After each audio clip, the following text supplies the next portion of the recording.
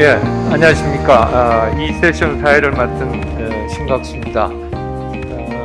원래 4시 시작 예정이었지만 5분 정도 늦게 시작을 하게 됐습니다.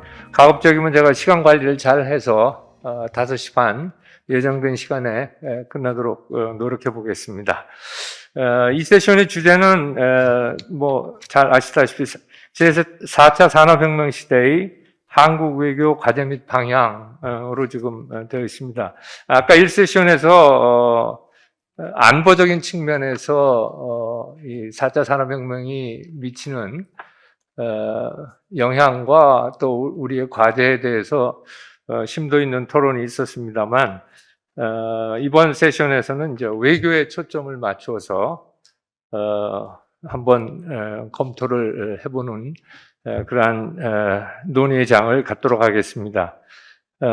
이번 학술 세미나 자체가 외교협회가 50주년이 되는 뜻깊은 해에 개최되는 그런 세미나이기 때문에 아마 우리 외교가 사실 크게 48년부터 우리가 외교를 시작해서 거의 73년 동안에 크게 보면 3개의 구간을 거쳐왔다고 생각을 합니다. 냉전기, 탈냉전기, 그리고 지금 우리가 통과하기 시작하는 것이 바로 포스트 탈냉전이 아닌가, 저는 그렇게 보고 있습니다. 그래서 그 포스트 탈냉전에 여러 가지 요소가 있는데 그거를 핵심적으로 규정하는 것은 전 복합대전환이라고 보고 있습니다. 그 복합대전환이라는 것이 여기에서 지금 우리가 오늘 다루는 제4차 산업혁명뿐만 아니라 제가 보기에는 어떤 이 매크로적에서의 그 환경 변화라는 그런 패러다임 시프트가 여러 군데에서 일어나는 것 같습니다. 지금 우리가 이 마스크 쓰고 하고 있는 팬데믹, 그게 이제 상당히 앞으로도 국제 환경과 질서를 변화시키는 첫 번째 동인이 될 것 같고요. 두 번째가 기후 위기, 그리고 기후 위기에 대응하는 과정에서 나오는 에너지 전환, 세 번째가 될 것 같고, 그다음에 네 번째가 조금 슬로우 모션으로 진행되지만 인구 절벽, 그리고 4차 산업혁명. 이것이 한꺼번에 복합적으로 전개가 되면서 국제 환경이 굉장히 뭐라고 할까요? 혼돈의 세계라고 할까요? 하이퍼 언서튼티의 초불확실성의 시대에 접어든 것이 바로 우리가 지금 막 시작하는 포스트 탈냉전이 아닌가 이런 생각을 합니다. 그래서 그러한 환경 속에서 당장 우리 외교 과제로서는 북한 핵 문제, 미중 격돌의 그 문제, 그리고 자유주의 질서의 기반 침하 문제, 이런 것들이 결국은 한국 외교를 둘러싸고 있는 환경적 변화 요인이 아닌가 이런 생각을 합니다. 그래서 이런 맥락 속에서 우선 발제는 위성락 전 한반도 평화기술본부장 그리고 러시아 대사를 역임하셨습니다만, 위성락 대사께서 이제 발표를 해주시고, 토론은 조병재 전 국립외교원장, 그 다음에 조원호 주 가봉대사, 그리고 마지막으로 남정호 중앙일보 칼럼니스트께서 토론을 해주시겠습니다. 그래서 제 생각에는 주제 발표는 대강 한 15분에서 20분 사이, 그 다음에 토론은 10분 정도로 해서 들은 다음에 우선 패널리스트들 간에 한번 의견 교환을 하고 남은 시간은 이 플로에서 Q&A를 질문을 받아서 답변하는 그런 식으로 진행을 하도록 하겠습니다. 그럼 우선 그 위성락 대사께서 발표해 주시길 부탁드리겠습니다. 네, 소개 말씀 감사합니다. 그리고 이 귀한 자리에 불러주셔서 또 감사하게 생각합니다. 제가 사실 발제를 수락한 것은 좀 되었습니다. 근데 그 사이에 좀 변화가 생겨서 안 하면 안 되겠는가 하는 사정을 좀 상해 드렸는데 또 이수왕 부회장님이 그냥 자꾸 하는 게 좋겠다고 권해가지고 왔습니다. 오늘은 제가 발제하면서 좀 개인적인 입장에서 또 가급적이면 중립적인 입장에서 말씀을 드려보려고 합니다. 먼저 외교협회의 50주년을 축하드립니다. 그리고 50주년이라는 시의를 의식해서 좀 통시적인 관점에서 말씀을 시작해 볼까 합니다. 우리나라가 서구적인 개념인 외교에 접한 지가 한 150년가량 되었습니다.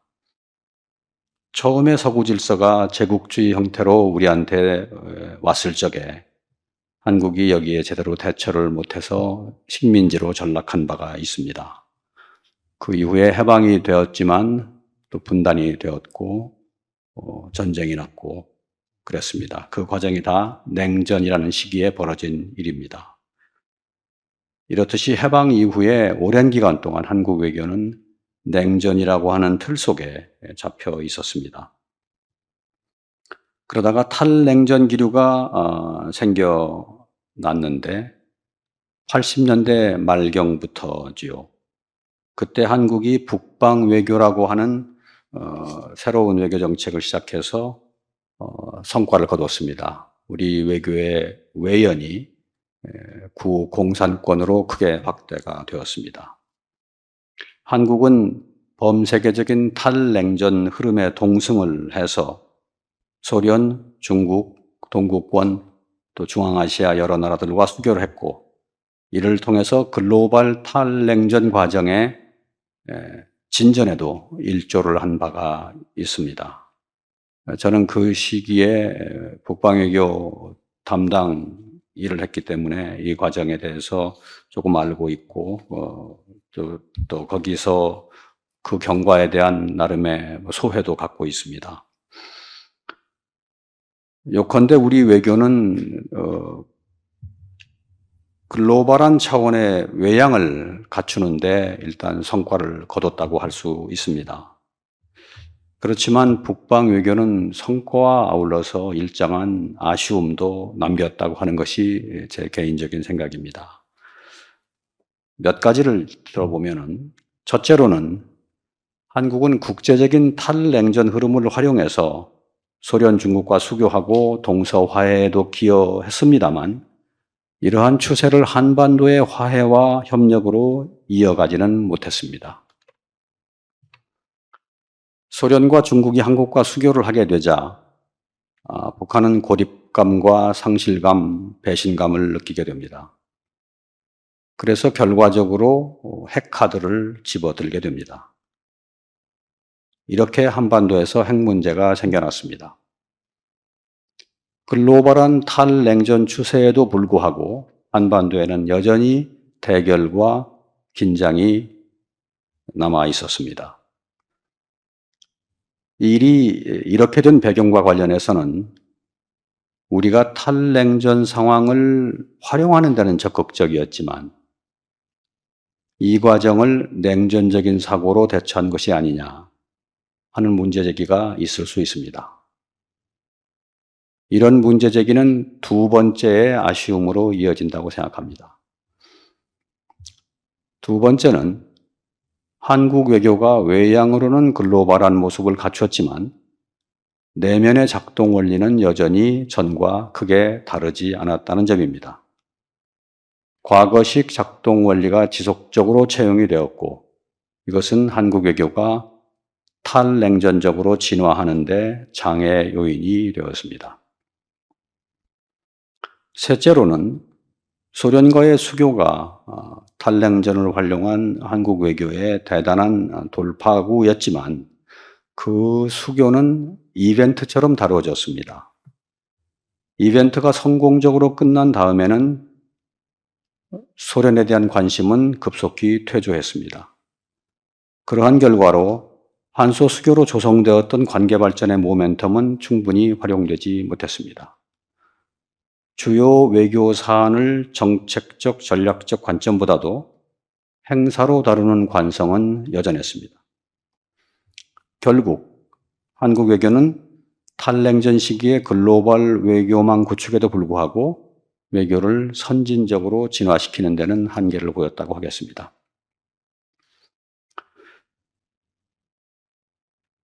탈냉전 후기의 국제질서 변화를 좀 살펴보지요. 이런 상황이 지속되다가 중국의 부상이라고 하는 전혀 새로운 상황이 벌어집니다. 이것이 탈냉전 후기의 국제질서를 크게 변화시킵니다. 중국은 신장된 국력을 바탕으로 주변에서부터 시작해서 영향력의 확대를 적극적으로 추구합니다. 다 아시다시피 Anti-Access, Area Denial, 또 AIIB, 1대1로 등을 적극 추진합니다. 이에 대해서 미국의 중국 견제 움직임도 강도를 더하게 됩니다. 인태 전략이라든가 쿼드라든가 오커스 결성 등이 대표적인 사례가 됩니다. 그래서 이제는 미중 경쟁과 대립은 냉전 시대의 미소 대결과 여러 면에서 성격은 다르지만 그 정도에 있어서는 유사할 만큼 압도적으로 또 광범위하게 우리 주변의 지역적, 국제적 환경이 됩니다. 우리 모두가 이것으로부터 자유로울 수가 없게 되었습니다. 이런 변화는 한국으로 하여금 동맹인 미국과 또 가까운 이웃이자 경제적으로 의존도가 극히 높은 전략적 동반자인 중국 사이에서 쉽지 않은 처지에 서게 합니다. 그렇지만 그동안 우리나라는 미중 양국 모두와 좋은 관계를 유지한다는 원론적 입장에 서서 미중 사이에서 대처할 정책적 지향을 정립하지 않고 사안별로 그때그때 대처를 해왔습니다. 미국과 중국의 한국에 대한 견인 노력은 계속 강화되었습니다.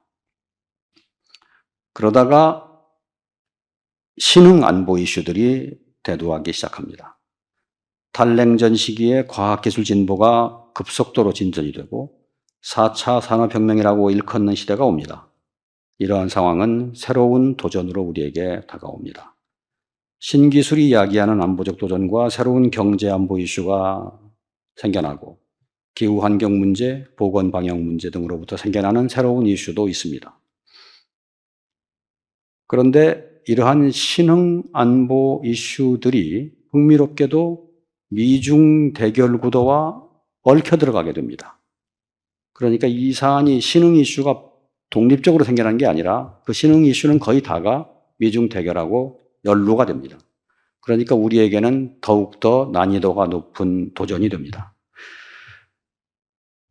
이처럼 새롭게 대두되는 난이도 높은 도전에도 불구하고 한국 외교는 여기에 적극 대처하지는 않습니다. 신기술, 신안보, 신경제 이슈들이 대부분 미중 경쟁과 맞물려 있기 때문에 문제 자체에 대면하기를 주저하는 점도 있어 보입니다. 그렇다면 우리는 뭘 해야 할까를 좀 살펴보겠습니다. 이상의 경과를 볼 때 우리의 대처는 최소한 3가지 방향에서 있어야 된다고 생각이 됩니다. 우선은 한반도의 평화 안전과 주변 주요국과의 원만한 관계를 유지하는 전통적인 외교를 잘 해야 합니다. 그 다음에는 미중 대립과 경쟁 시대에 보다 효율적으로 대처해야 합니다. 마지막으로는 새롭게 대두되는 신안보, 신경제, 신흥 이슈에도 적극적으로 대처를 해야 합니다. 이 과제들을 잘 다뤄야 명실공히 G7의 반열에 서 있는 선진 외교를 한다고 할 수 있을 겁니다. 그렇지만 우리가 보고 있는 현상은 이와 많이 다릅니다. 한국 외교는 전통적 이슈 대응에도 미진하고 새롭게 대두되는 도전에도 적극 응전하지 않아 왔습니다. 그러면 왜 이렇게 되나를 살펴보겠습니다. 오늘 저는 한국 외교가 이렇게 대응하게 되는 관성이 어디에서 비롯된 것인지를 논의해 보고자 합니다. 그리고 그 관성을 바꾸려면 무엇을 해야 하는지에 대해서 말씀을 드리고자 합니다. 구체적인 과제에 대해서 어떻게 대응하는 것이 더 나은 옵션인가 하는 그런 정책 대안까지는 제가 논의를 삼가하겠습니다. 그거는 다른 분이 다른 기회에 하기를 기대합니다. 한국 외교가 외부에서 벌어지는 큰 흐름에 적기에 반응하지 않고 대체로 회피적인 대응을 하는 배경에는 보다 근본적이고 구조적인 문제가 있습니다. 첫째로는 한국 외교 생태계의 문제라고 할 수 있습니다. 어느 나라든지 대외 문제가 제기되면 대처 방안을 도출하는 논의 과정이 진행됩니다. 이 과정은 작게는 정부 내의 유관 조직 간에 생겨나고 크게는 범사회적 차원에서도 진행이 됩니다. 이 두 사이클은 서로 연동돼서 움직입니다. 그런데 한국의 경우에 범사회적 논의 과정에 많은 문제가 있고 이것이 정부 내의 논의에 그대로 투영이 됩니다. 첫째 문제는 국제적이고 객관적인 관점보다도 자기중심적이고 주관적이고 감정적인 관점이 쉽게 득세하는 분위기가 한국 사회 외교 생태계에 있다는 겁니다.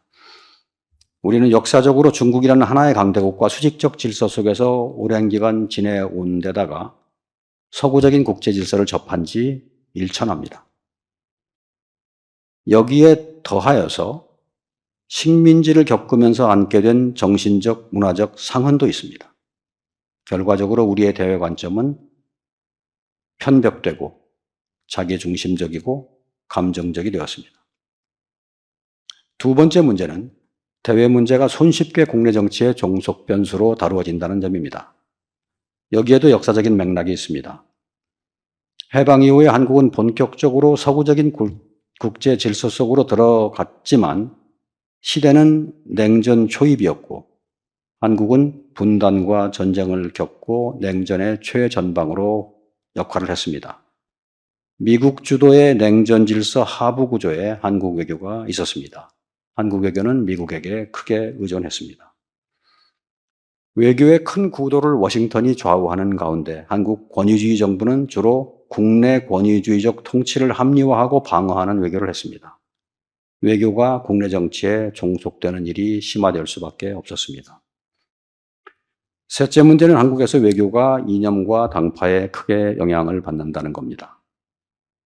해방 이래 권위주의 정부가 반공을 이념으로 내걸고 권위주의 체제 방어를 위한 외교를 전개하자 이에 대한 반작용이 야권에서 생겨납니다. 이들은 정부의 친미, 반북, 반공 노선에 대항해서 자주적이고 다소 반미적이고 북한과의 협력을 중시하는 경향을 보였습니다. 권위주의 보수 정부의 이념적 접근이 불가피하게 진보 진영의 이념적 접근을 촉발한 셈입니다.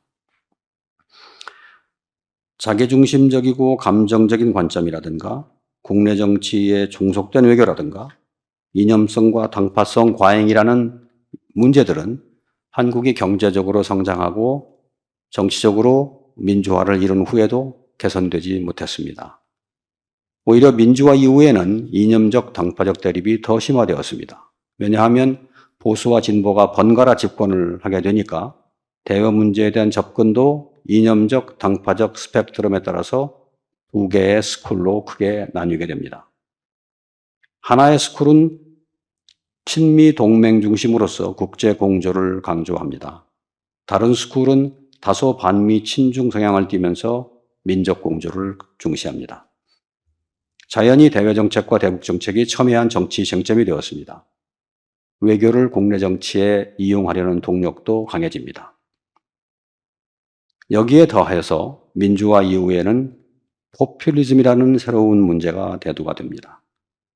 자기중심적이고 감정적인 관점, 국내 정치 중심 사고가 널리 퍼지고 이념적 당파적 대립이 심화하는 한국 외교 생태계에서 여론이 비합리적으로 쏠리기 쉬운 것은 당연합니다. 그렇지만 민주화 이후에 다중의 견해가 중시되는 분위기이기 때문에 비합리적인 여론이라고 하더라도 이것이 다중이 지지하는 한 옳은 것처럼 비치게 됩니다. 이것이 포퓰리즘이 득세하게 되는 환경입니다. 집권 엘리트나 정치권은 물론 관료들까지도 포퓰리즘에 따르는 것이 안전하다고 여기게 됩니다. 외교가 다중의 여론에 부응하는 데 집착할수록 전문가의 입지는 줄어듭니다. 대신 정치공학적인 접근이 중시됩니다. 여기에서 아마추어리즘이라는 문제가 생겨납니다. 관료들은 아마추어리즘에 맞추어서 복무하고 처신하게 됩니다. 이런 분위기는 그나마 취약한 관료의 전문성마저도 더 저하시키게 됩니다. 그 다음에는 외교 업무에 관여하는 플레이어의 문제를 살펴보겠습니다. 한국 외교 생태계에서는 집권 엘리트, 관료, 정치권, 언론, 학계, 시민사회단체 등을 6대 플레이어로 정할 수 있습니다. 이들이 한국 외교 생태계 내에서 적응하면서 움직이고 있습니다. 집권 엘리트는 외교에 대한 이해나 경험이 충분하지 못한 상태로 국정을 맡게 되는 경우가 많습니다. 이들은 국내 정치 경험이 많습니다. 그러다 보니까 자연스럽게 외교를 국내 정치의 일부로 보고 국내 정치 중심으로 대하는 경향이 있습니다. 관료는 권위주의 정부하에서 오랜 기간 순응해 온 바 있기 때문에 정책적, 전략적 접근보다는 행정적, 대정적 대처를 위주로 하는 외교에 익숙해져 있습니다. 이런 관료들은 집권 엘리트의 주문에 영합하기 쉽습니다. 정치권은 외교를 당파적 이념적 쟁투의 소재로 삼는 경우가 많습니다. 포퓰리즘과 국민 감정에 영합하기 쉽습니다. 언론 또한 보수와 진보 진영으로 나뉘어서 포퓰리즘과 국민 감정을 조장하는 경우도 있습니다. 학계나 시민사회단체도 진영 논리에 묶여 있는 경우가 빈번합니다. 각 플레이어들의 이러한 행태, 제가 예시한 거는 이제 부정적인 측면만 예시한 것임을 좀 감안해 주시면 좋겠습니다. 그런 행태가 생태계의 문제와 맞물려서 한국에서 외교 안보 사안들이 다루어지고 있는 것이 현실입니다. 그러면 무엇을 어떻게 해야 하는지에 대해서 좀 논의를 해보고 제 말씀을 마치겠습니다. 생태계와 플레이어의 문제에 대해서 말씀드려보고자 합니다. 이 문제가 개선되지 않으면 한국 외교는 선진 외교를 지향하기 어려울 겁니다. 한국 외교가 이것을 극복하고 국익 위주, 전략적, 정책적 외교의 길로 나가는 일은 많이 늦었지만 시대적인 과제입니다. 해결의 출발점은 이러한 문제의식을 공유하는 겁니다. 널리 이런 문제가 있다는 점을 인식하고 받아들이는 겁니다. 그 기초 위에서 문제의 생태계를 바꿔나가고 구조적인 문제를 완화하는 노력을 해야 합니다. 그런데 이러한 일을 해야 할 주체는 역시 6대 플레이어 안에서 나올 수밖에 없습니다. 만일 집권 엘리트가 이 문제를 중대한 개혁 과제로 채택한다면 관료 집단은 이를 따를 것이기 때문에 문제 해결의 동력이 생겨날 것입니다. 집권 엘리트가 앞장서서 외교에서 정치성, 당파성을 줄이고 국익 위주의 접근을 표방한다면 반대 세력의 예봉을 완화하고 폭넓은 지지를 모을 수도 있을 것입니다. 집권 엘리트가 객관적이고 냉정한 관점에 기초해서 선제적으로 범사회적 담론을 건설적인 방향으로 끌고 나간다면 소모적인 쟁론 소지를 줄이고 국민적 여론을 모을 수 있을 것입니다. 만일 집권 엘리트가 나서지 않을 경우에 기대할 수 있는 플레이어는 외교 실무를 맡고 있는 관료들입니다. 6대 플레이어 중에서도 상대적으로 전문성에서 앞서 있고 기능과 조직 면에서 역량을 갖춘 플레이어는 관료입니다. 외무 관료는 매일 국제사회의 높은 수준의 상대와 겨루고 있는 한국 사회의 유일한 집단입니다. 그들은 국제 수준을 지향해야 한다는 점도 알고 있고 국제 수준이 무엇인지도 알고 있습니다. 그래서 기대할 수 있는 집단입니다. 그러나 만일 관료 사회의 변화도 오지 않는다면 여론 형성 및 감시 그룹이 나서서 한국 외교의 개선을 촉구하고 고무하는 기능을 하도록 자극해야 할 겁니다. 언론이나 학계나 시민사회단체가 감시견 역할을 잘하면 문제를 어느 정도 완화시킬 수 있을 것입니다. 정치권이나 언론이나 학계, 시민사회단체 등의 의식 있는 인사들이 연대해서 초당적이고 탈이념적이고 국익 위주의 외교 정책을 선양하는 것도 유용할 것입니다.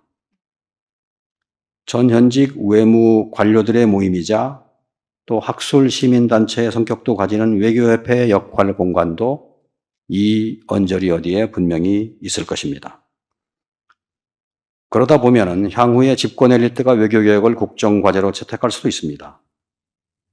정치 세력이 이것을 수용한다면 한국 외교가 안고 있는 문제는 기대보다 빨리 개선될 수도 있을 것입니다.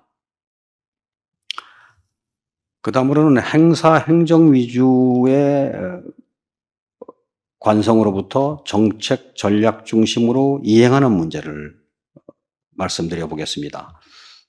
외교 관련 부서 내에 외교 문제를 의전 행사 행정 위주로 다루는 관성을 타파하고 전략과 정책 위주로 접근하는 문화를 진작시켜야 할 것으로 생각합니다. 그러려면 무엇보다도 관료사회 내에 전문성을 심화시키고 전문성을 숭상하는 문화부터 살려야 합니다. 심화된 전문성이 관행적이고 행정적이고 영합적인 접근을 대체하도록 만들어야 할 것입니다. 그 다음으로는 외교 인프라 개선 얘기를 해보겠습니다. 여태까지 말씀드린 개혁 작업을 전제로 외교 인력, 조직, 예산을 강화해야 한다고 생각합니다. 통상적으로 외교 개혁을 논하다 보면은 외교 관련 인력 예산 등 하드웨어 인프라 강화 얘기가 해법으로 거론되는 경우가 많습니다. 그러나 앞서 제가 말씀드린 생태계와 플레이어의 문제를 그대로 두고 인력과 예산을 투입을 하면은 더 많은 사람이 더 큰 비용을 들여서 종래의 관성을 지속하는 결과가 될 수도 있습니다. 아울러서 전통적인 외교안보 이슈와 경제, 통상, 기후환경, 보건방역, 신기술 등 새로운 안보 이슈를 통합하여 다룰 수 있도록 조직과 제도를 마련하고 외교 인력도 확충해야 합니다. 청와대 안에 전통적인 외교안보 이슈와 신안보, 신경제 이슈를 융합 조율할 수 있는 운영체제를 마련할 필요가 있을 것입니다. 내각에도 이에 부응하는 조직을 만들고 필요한 조직 개편을 할 필요도 있을 것입니다. 한국 외교가 안고 있는 이러한 관성의 문제는 세계 10위권 경제대국인 한국의 위상에는 전혀 걸맞지 않습니다. 한국의 위상과 외교 현실 간의 괴리가 너무나 현저하기 때문에 어느 한 분야에서 먼저 신선한 변화의 움직임이 시작이 되면은 변화의 물결이 의외로 빠른 속도로 여타 영역에 시너지 효과를 이룰 수도 있다는 기대도 가져봅니다. 외교협회 50주년에 대해서 아주 해묵은 문제이면서도 이제는 더 이상 피할 수 없는 문제가 된 사안을 이렇게 제기를 해봅니다.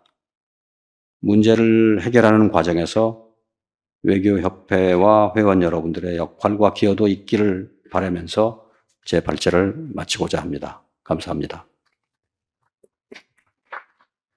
네, 위 대사님 발표 잘 들었습니다. 토론 들어가기 전에 사회자로서 두 가지만 좀 질문을 드려놓고 나중에 한꺼번에 답변을 청해 듣겠습니다. 한 가지는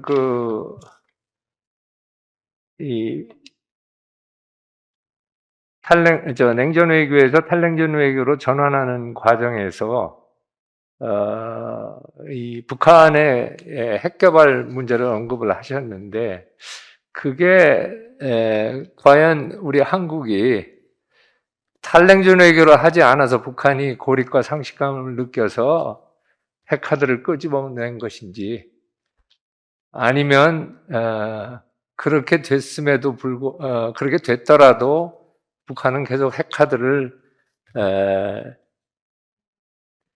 가져갔을지 그 문제에 관해서는 좀 이견이 있는 것 같습니다. 그래서 그 부분에 대해서 좀 설명을 부탁드리고 두 번째는 우리 플레이어와 그러니까 생태계와 플레이어를 언급하시는 가운데 소위 권위주의 정부하에서의 외교의 영향에 대해서 많이 언급을 하셨는데 사실은 1987년 민주화가 된 이후에 권위주의는 우리 정치에서는 저는 없었다고 봅니다. 보수건, 진보건.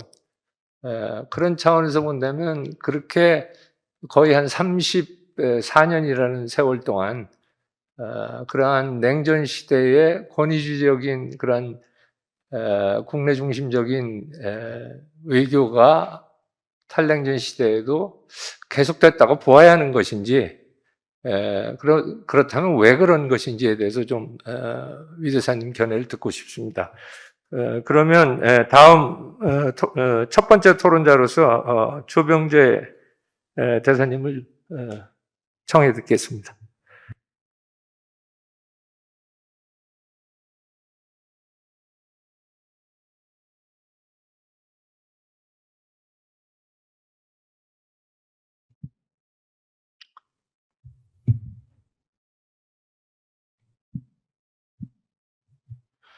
예, 조병재입니다. 오늘 우리 외교협회 창립 50주년이라고 하는 이 뜻깊은 기회에, 이 간담회에 토론으로 이렇게 초청을 해주신 데 대해서 우리 협회장님, 이준규 대사님, 또 이서한 교수님, 그리고 임원 여러분들께 감사를 드립니다. 그리고 오늘 이렇게 많은 선배, 동료 분들을 뵙게 돼서 그것도 아주 반가운 일이고요. 밖에서 저희들이 기자들이랑 만나가지고 이렇게 이야기를 듣다가 보면, 우리 관료 출신들 중에, 외교관들 중에, 실무와 이론을 겸비한, 전략가, 그렇게 얘기를 하면 단연 우리, 위성락 대사님을 이렇게 이제 꼽고, 또 작년에 우리 위 대사님이 한국 외교 업그레이드라고 하는 그런 책도 하나 이렇게 쓰셔가지고 우리 외교 발전이 어떻게 이루어졌으면 좋겠다라고 하는 거에 대해서 이렇게 견해를 쭉 밝히신 바도 있습니다. 그리고 오늘 이제 발제를 이렇게 한 10분, 20분에 걸쳐서 해주셨는데, 그 내용도 좀 어떻게 보면 이제 좀 포괄적이고, 그 다음에 총론이 다 이제 망라가 되어 있고, 또 어떤 부분에서는 이 정론이랄까, 아니면 좀 옳은 말씀 이렇게 중심으로 이렇게 하셨기 때문에 사실 여기 대해서 토를 달고 뭐라고 하기가 참 쉽지가 않은 그런 상황입니다. 게다가 또 목소리까지 이게 차분하게 쫙 깔아가지고 이렇게 하시니까 이거 어디서 이걸 틈을 비집고 들어가야 될지 사실 좀 난감하게 그렇게 느껴지는 상황입니다. 그럼에도 불구하고 용기를 내 가지고 몇 가지에 대해서만 말씀을 좀 드려볼까 합니다. 전체적으로 다른 분들도 많이 느꼈을 것 같습니다만은 말씀하신 게 이제 외교 업무를 30년, 40년 동안 이렇게 실제로 해오면서 느낀 그런 고뇌 같은 것이 잘 담겨가 있는, 그리고 표현이 된 그런 문제의 분석이고, 또 제시한 처방도 아주 올바른 방향으로 그렇게 나왔다고 생각합니다. 그래서 한국 외교의 업그레이드에도 실질적인 도움이 될 것으로 저는 솔직히 믿습니다. 지금 우리 사회에는 잘 아시겠습니다만 지금이 위기다라고 하는 이런 인식이 널리 퍼져가 있고, 그건 원인이 여러 가지가 있습니다. 중국의 부상, 그 다음에 북한의 핵 무장, 그 다음에 또 미국이 거기에 대응하는 데 있어 가지고 약간 방황하는 듯한 모습을 보이고 있는 그런 상황, 또 한일 관계가 지금 꼬일 대로 좀 꼬이가 있고, 또 자유무역은 후퇴하는 것 같고, 그 다음에 지금 코로나 포함해가지고 감염병, 기후변화, 4차 산업혁명 이렇게 돼서 우리 앞날이 어떻게 될지 모르겠다라고 하는 이런 불안감이 우리 사회의 전반에 좀 짙게 깔려 있는 게 사실인 것 같고요. 또 이런 것들이 지금 우리 내부의 문제로서가 아니라 사실은 우리의 외부 쪽에서 오는, 또 외국에서 들어오는 외국에 관한 그런 이야기가 되다 보니까 이게 외교가 좀 이게 잘못되고 아니냐라고 하는 그런 인식도 또 많이 퍼져가 있는 것 같고, 그런 얘기들이 좀 국내에서 호응을 좀 많이 받고 있는 것도 사실인 것 같습니다. 그리고 오늘 발제하신 내용 중에는 외교 생태계랄까, 그 다음에 플레이어랄까 하는 이런 말씀도 이렇게 쓰시고 해가지고, 전체적인 논지를 이해하기 쉽게, 이거 외교라고 하는 이게 어떤 그림 하에서 움직이고 있구나라고 하는 것을 우리가 마치 그림을 보듯이 이렇게 이해할 수 있게끔 해주는 그런 장점이 분명히 있는 것 같습니다. 그럼에도 불구하고 아까 말씀드린 이제 토론을 위한 토론이다 하는 그런 차원에서 몇 가지만 말씀을 드리면, 첫 번째는 이제 외교 생태계라고 하는 것을 제시를 하시는데, 외교 생태계를 어떻게 볼 것이냐, 그 시각에 관한 겁니다. 우리 위대사님이 이제 보신 우리 외교 생태계는 5대 수렁이라는 걸로 이렇게 정리가 되어 있습니다. 주관적인, 감정적인 관점, 뭐 국내 정치에 종속됐다, 그 다음에 이념, 당파성이 강하다, 포퓰리즘이다, 아마추어리즘이다, 이렇게 정리를 하셨는데, 이런 건 저희들도 평소에 많이 느끼고 있었어요, 사실. 그렇기 때문에 뭐 공감할 수 있는 부분이 되게 많습니다. 그럼에도 불구하고 이렇게 우리 외교의 그 생태계를 정리를 하시고 나면 상당히 좀 부담스러울 수도 있겠다 하는 생각은 하지 않을 수가 없습니다. 그 외교가 국내 정치에 종속이 되고 당파성에 휘달리고 했던 거는 뭐 따지고 보면 어제 오늘의 일도 아니고, 뭐 길게 보면 저희도 뭐 역사에서 배웠습니다만은 임진왜란, 병자호란까지도 다 거슬러 올라갈 수 있는 일이고, 한말에서도 이 외교라는 것은 당파성, 그다음에 국내 정치에 많이 휘둘렸죠. 결국 그것 때문에 우리가 어려운 뭐 고초까지 겪게 되었습니다만은 이걸 함부로 벗어나기가 쉽지 않은 그런 상황이다. 그 다음에 지금 당파성 이야기하셨지만은 초당주의라고 하는 것, 바이파티전십, 우리 이거 미국은 초당주의를 하는 거다라고 우리는 전범처럼 그렇게 배웠었죠. 그런데 지금은 미국에 대해서도 이 바이파티전십이라는 얘기를 하기가 참 어렵다는 게 저 생각입니다. 그리고 포퓰리즘, 이거 뭐 세계적으로 지금 확산되고 있는 현상이고, 그 다음에 아마추어리즘이라고 하는 부분도 뭐 우리 사회뿐만 아니라 다른 곳에서도 시민사회가 발전하고 그동안에 우리 관료 사회가 갖고 있던 아성이랄까, 뭐 이게 좀 무너지면서 생긴, 어떻게 보면 좀 불가피한 측면이 있는 그런 현상이 아닌가.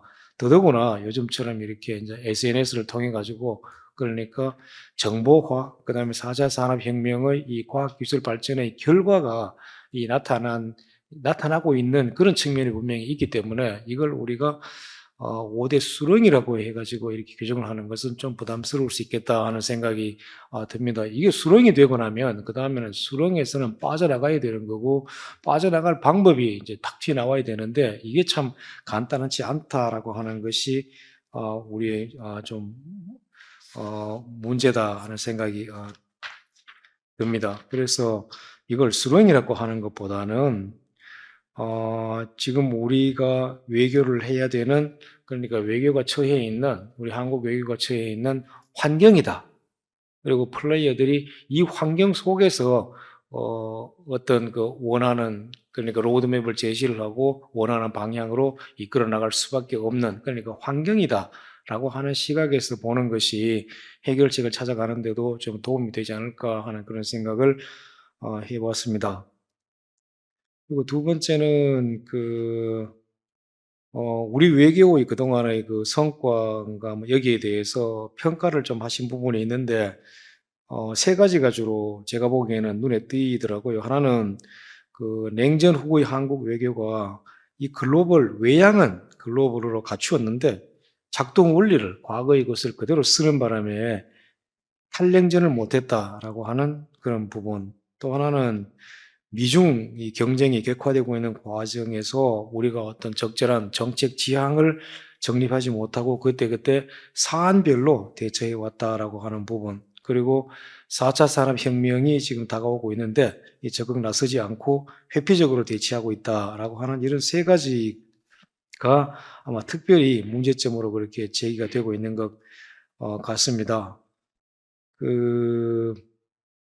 탈냉전을 못했다라고 하는 부분에 대해서는 뭐 결과적으로 지금 탈냉전이 안 되고 남북 간의 어떤 평화 구축 작업이 큰 진전을 보지 못한 거는 있는 것은 사실이지만은 그동안에 노력은 상당히 많이 했던 것 아니냐. 이건 지난 30년 동안 보수 진보를 떠나가지고 역대 정부가 전부 다 어떻게 하면 한반도 냉전 구조를 해체할 것이냐라고 하는 그런 과제를 최우선 과제로 내세워 가지고는 노력을 했던 것 같습니다.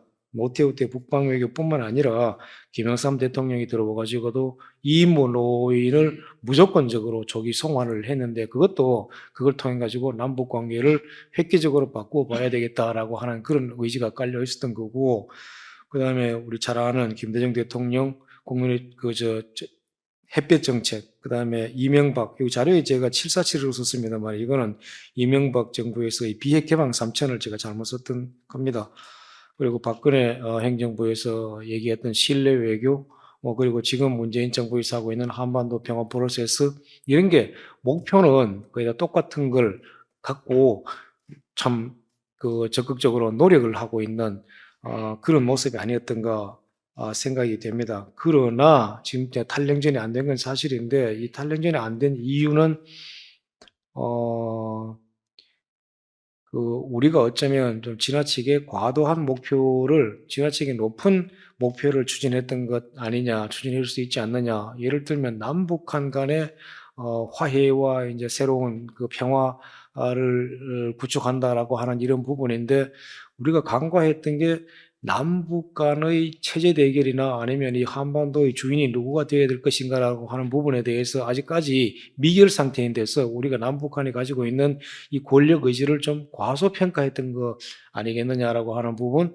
그 다음에 또 하나는 한반도의 우리가 원하는 것은 한반도의 현상을 변경하는, 그러니까 분단 체제에서 대립되어 있던 이 한반도의 현재 상황을 완전히 바꾸어 가지고 평화 체제로 교류가 자유로워지고 하는 이런 걸로 옮겨가려고 하는 것인데, 여기에 대해서 주변국의 전략적 이해가 너무나 달랐다. 그러니까 진전이 있을 때마다 이 주변국의 어느 한 곳에선가 이 쿠션이 들어와 가지고는 이 뒷다리를 붙들고 하는 그런 일이 있었는데, 그 부분도 우리가 좀 너무 쉽게 생각을 했던 거 아니냐 하는 그런 생각을 좀 했습니다. 그래서 우리가 열심히 노력했음에도 불구하고 이루지 못한 부분들이 많다라고 하는 것, 30년간의 핵 협상이 그걸 그대로 보여주고 있고, 지금 우리가 종전선언을 갖고 뭐 많은 논의를 하고 있습니다만, 그것도 우여곡절이 많은 것도 결국은 그런 때문에 그런 거 아니겠느냐라고 하는 생각을 해봅니다. 그래서 앞으로는 우리 외교가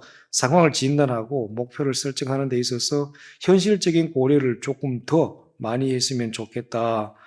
그리고 이제 북한에 대해서도 우리가 어프로치를 하는데, 뭐 가장 쉽게 요약하면 대화 아니면 압박이었던 걸로 그렇게 정리를 해볼 수가 있을 것 같습니다. 그런데 30년을 보면 이 압박도 한계가 있었어요. 압박을 통해 가지고 이룰 수 있는 것은 한계가 있었고, 그 다음에 대화를 통해서 이루고 있는 것도 한계가 있었고, 이제는 이게 두 가지가 다 한계가 있다는 것을 이제는 좀 알 수 있지 않느냐. 누구나 다 알 수 있지 않을까.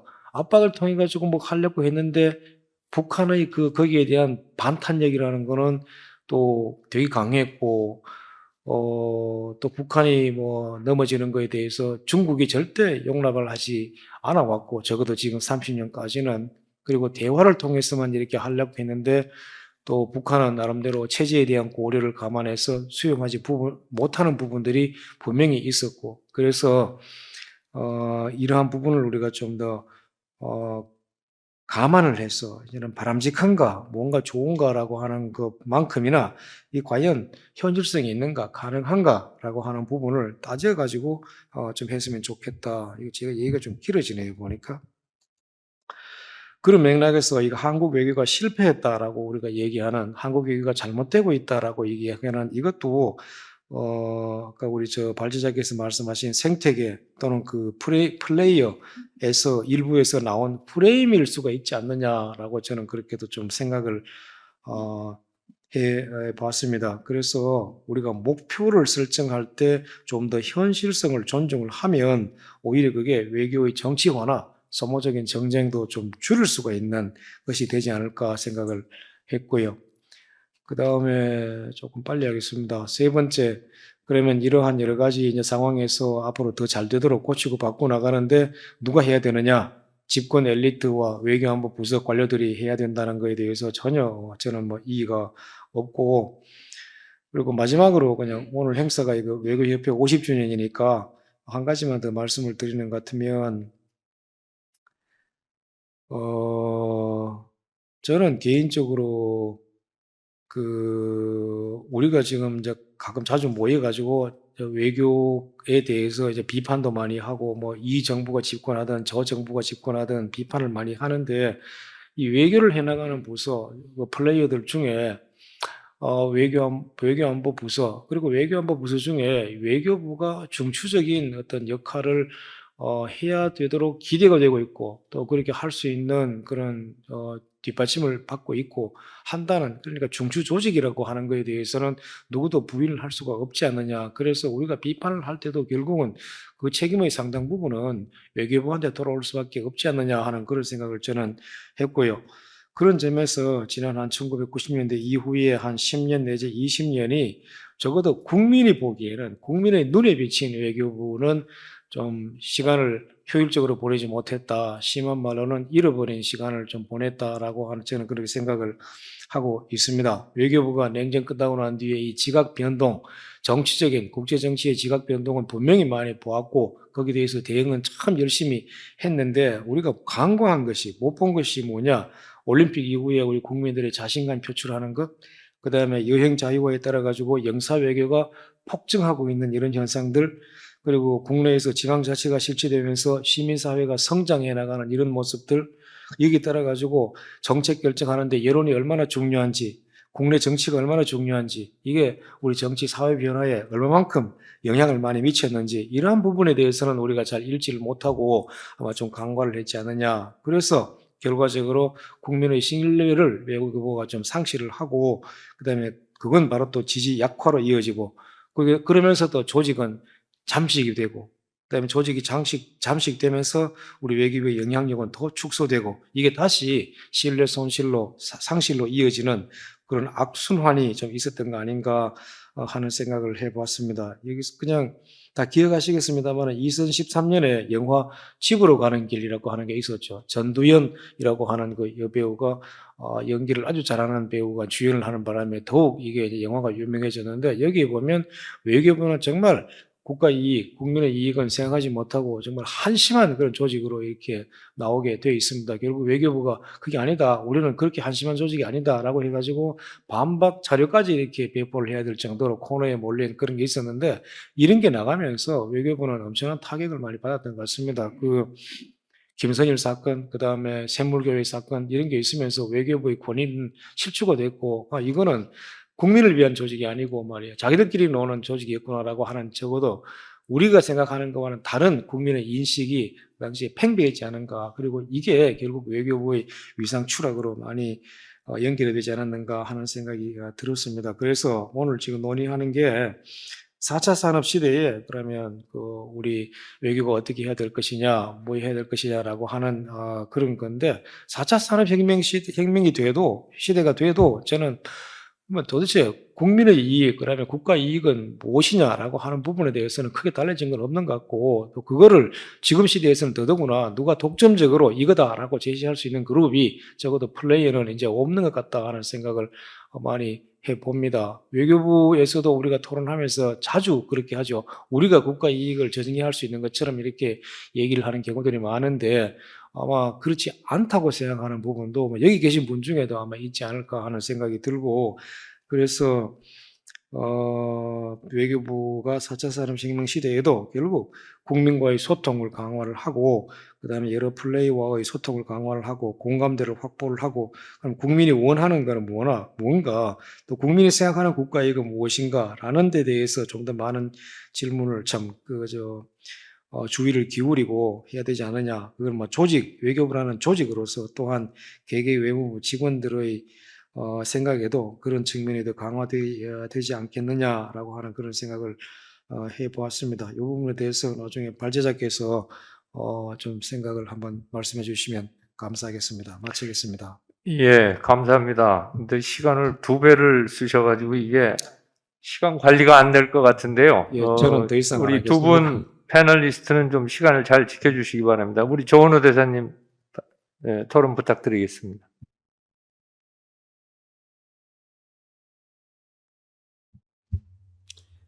그 4차 산업혁명과 이제 외교인데, 이 주제 자체가 사실 굉장히 생소하면서도 어느 면에서 아직까지 깊이 연구가 안 된 분야라고 생각이 됩니다.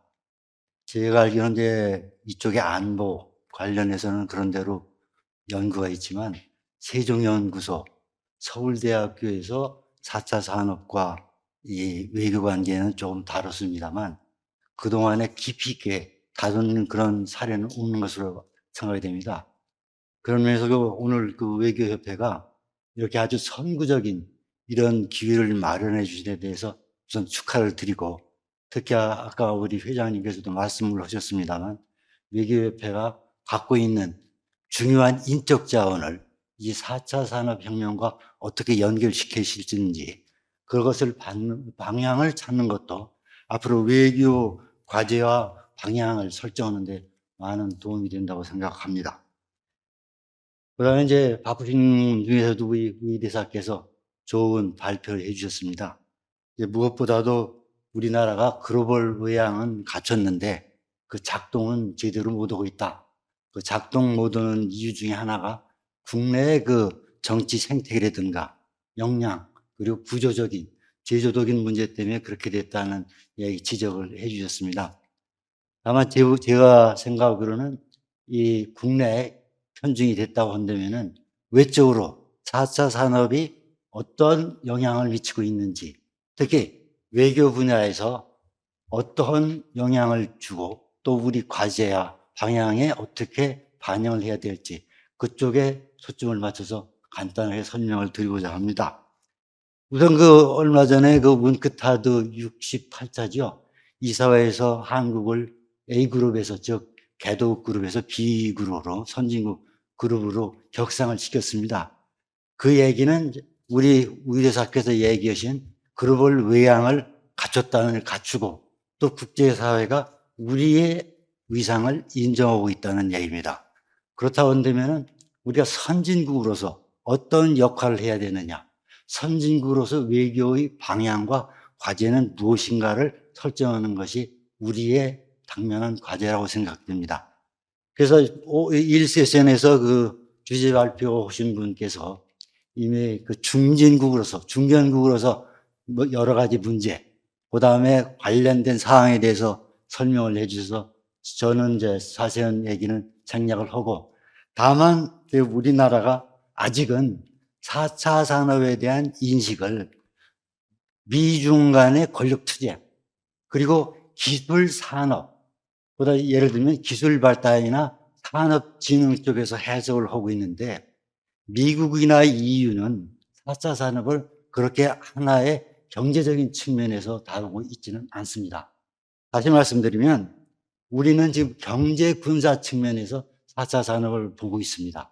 그렇지만 EU나 미국은 특히 시민사회에 있어서는 4차 산업을 윤리적인 문제, 그 다음에 생태적인 문제, 환경적인 문제, 사회적인 문제 차원에서 접근을 하고 있습니다. 그런 측면에서 볼 적에 우리가 이 외교와 4차 산업 관계에 있어서는 우선 인식을 바꿔야 된다는 그런 인식을 바꿀 필요가 있다고 생각이 됩니다. 그래서 제가 설명을 드리기 전에 우선 슬라이드로 한번 제가 한 걸 설명을 드리겠습니다. 잠깐, 이거 좀 주시고요. 제가 그림에 좀 관심이 많아갖고요. 또 화가들이 이미 4차 산업혁명을 감지를 했습니다. 보니까. 또 그 다음에 우리 신사임당께서도 이미 잘 안 됐다.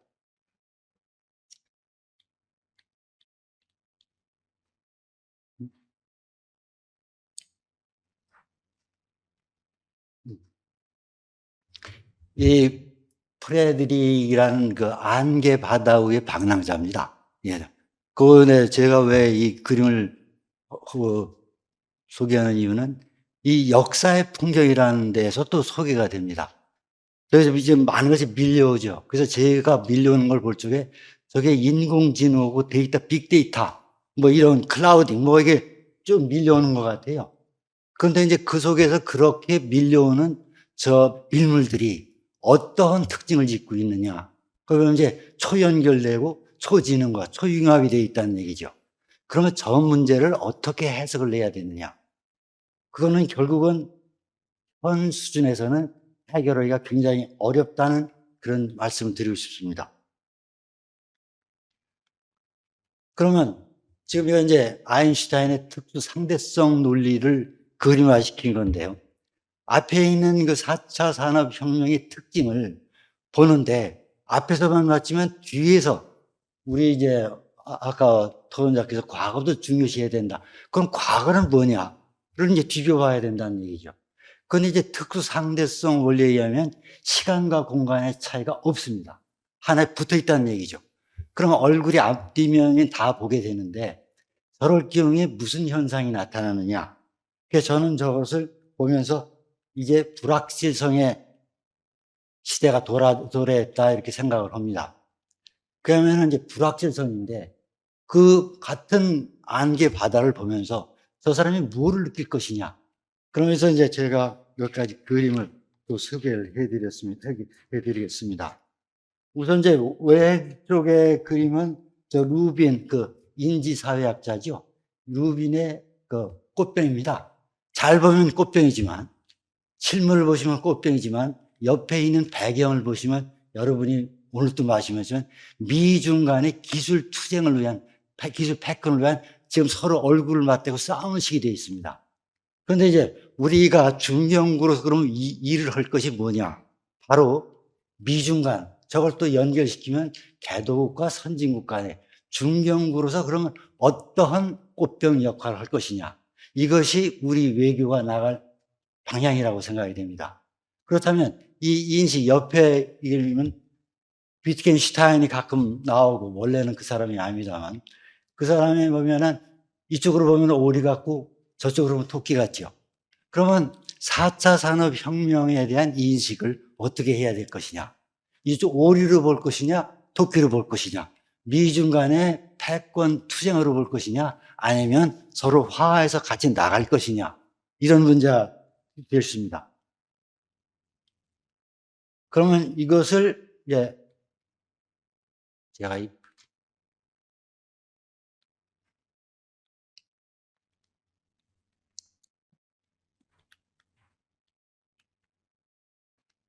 뭐 이래?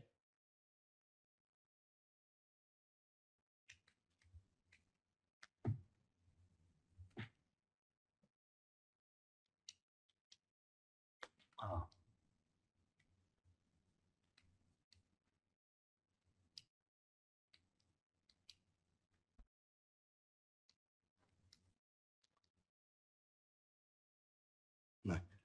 이걸 이제 왼쪽에 있는 그림은 그 피카소 그림입니다. 이제 마르의 초상화인데 이걸 보면은 4차 이미 피카소는 4차원 세계를 이미 예상을 해갖고 저 그림을 그린 겁니다. 다시 얘기하면 아인슈타인은 상대성 원론이 4차 산업혁명에 기초를 했다고 한다면은 예술 쪽에서 피카소는 이미 4차를 그림을 해설했습니다. 오른쪽의 그림은 신사임당의 그 수박과 들쥐죠. 들쥐 관련임인데 전 그림 자체가 그림으로서가 아니라 의미가 굉장히 큽니다. 결론을 말씀드리면 노인이 장소라는 글입니다. 노인이. 특히 나비는 노이 쪽으로 얘기를 하고 옆에 파랭이 꽃은 장소, 젊음을 뜻합니다. 그러면 피카소나 우리 신사임당께서 이미 4차 산업 때에는 단순히 하나의 시각이나 하나의 개념이 아니라 인식이나 접근법이나 모든 것을 포괄적으로 봐야 된다는 그런 의미를 내포하고 있다고 저는 생각을 합니다. 그래서 그걸 하는 것이 이것이 제가 앞으로 우리 외교가 나갈 방향과 과제를 요약한 거로 생각되는데 이 그림은 2000년도에 삼성경제연구소에서 나온 겁니다. 그럼 이제 설명을 드리면 디지토피아는 디지털로 유토피아를 간다는 얘기입니다. 그래서 디지털을 통해서 세계 평화 그리고 지속적인 발전 또 전 세계가 안정된 하나의 유토피아로 가자는 그런 의미를 지니고 있습니다. 근데 이제 2000년도에 삼성에서는 이미 미중 간의 패권 경쟁보다는 미중이 서로 상호 협력 자본을 해서 디지토피아로 갈 것으로 예상을 했습니다. 중국이 이렇게 부상할 것으로는 예상을 못했던 것 같습니다. 대신에 그 아마게도는 미중 간에 서로가 사회 조절 능력도 안 되고 기술 경쟁에 치중한 나머지 결국은 지역 분쟁으로 일으킬 수 있다는 그런 의미를 내포하고 있습니다. 그래서 지금 보면은 그 당시에 삼성은 디지토피아의 45%의 비중을 두고 아마게돈에 25%를 두었습니다만 이제는 거진 아마게돈이 지배를 하는 세상이 아닌가 이렇게 볼 수가 있습니다. 대신에 그 식물원이라는 것은 대부분 지금 개도국에 해당이 된다고 하겠습니다. 다시 말하면 기술 개발도 어느 정도 제어를 하고 너무 혁신적인 기술보다는 사회적인 안정과 그리고 환경 보호 그리고 삶의 질을 유지할 수 있는 그런 하나의 차원으로서 식물원을 생각을 했습니다. 지금 대부분 개도국이 바라고 있는 그런 상황이죠. 그 다음에 긴 겨울은 특히 아프리카가 이에 해당이 된다고 생각합니다. 기술 발전도 관계가 없고 상관없고 우리는 사회 조절도 능력도 없다. 그래서 여기서 나온 것이 특히 강조되어야 할 것이 선진국은 기술 보호지만 아까 우리 김 과장께서도 우리 정책을 얘기했습니다. 선진국은 기술 보호지만 개도국은 기술로부터의 보호입니다. 이 자체가 인식과 법과 모든 외교 방향에 큰 차이가 있다는 말씀을 드리겠습니다.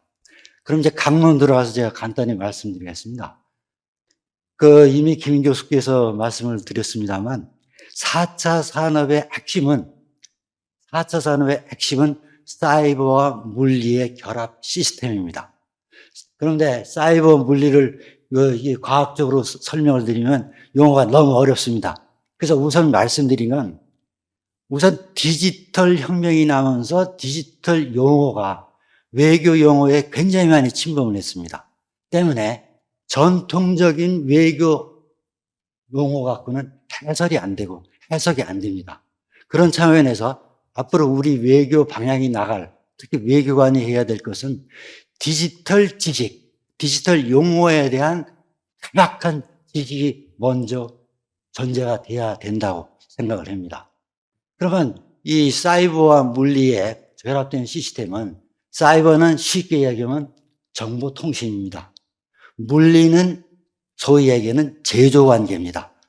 제조 관련. 그러면 우리나라는 사실 양면을 다 어느 면에서 비교 우위를 갖고 있습니다.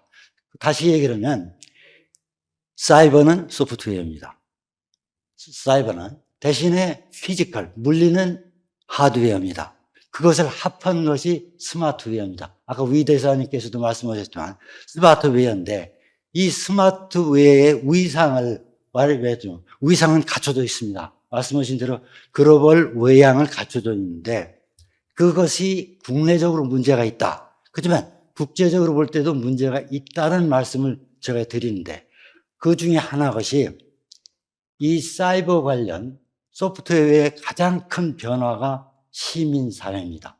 시민사회가 적극적으로 지금 참여를 하고 있습니다. 다시 얘기하면 지금은 외교 간의 아이덴티티, 정체성이라는 것이 굉장히 도전을 받는 상황입니다. 다시 얘기하면 시장, 시민, 국가, 다시 말해 이제 행정부로 얘기하면 외교관이죠. 이 상호 간의 상호작용이 그동안의 외교라는 특정 전문직의 외교가 됐습니다만 지금은 시민사회와 시장의 역할이 커지면서 외교관의 전문성이라는 것에 대해서 다시 한번 재조명하고 재정립해야 될 시기라고 봅니다. 쉽게 얘기하면 지금 디지털 발달로 인해서 소셜미디어죠. 소셜 발달로 인해서 개인 아무나 외교 정책에 관여를 할 수가 있습니다. 외교 정책에. 쉽게 얘기하면 얼마 전에 그 기후변화와 관련해갖고 스웨덴의 투온버그라는 여학생이 강대국들이 기후변화에 대해서 제대로 대처를 안 하고 있다 항의를 했습니다. 인터넷을 통해서, 매스미디어를 통해서. 결국은 그것이 영향이 돼서 젊은 층들이 기후변화에 대해서 굉장히 많은 관심을 갖고 영향을 주고 있습니다. 또 하나, 요즘에 그 중국발 미세먼지 때문에 굉장히 고생들 하시죠. 미세먼지 때문에. 그런데 중국 정부가 미세먼지에 대해서 이 대기오염이죠. 대기오염에서 자국민을 은폐했습니다. 거기에 대해서 밝히지를 않았습니다. 그런데 그때 주중 미국 대사관에서 트위터로 중국 대기오염을 계속 올렸습니다. 올리고.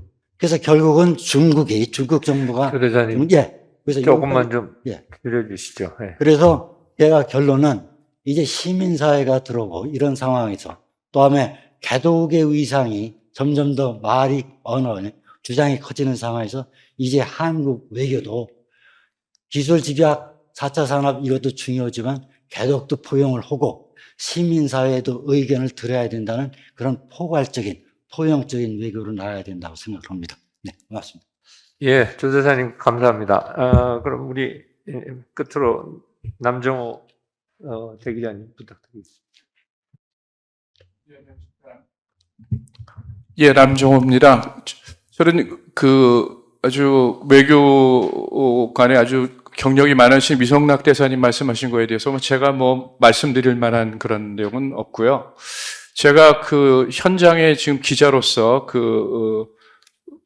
제4차 산업혁명과 관련돼서 외교와 관련된 거 제가 보고 느낀 거를 몇 가지만 말씀드리도록 하겠습니다.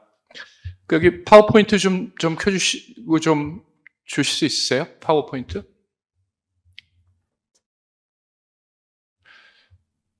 네, 감사합니다.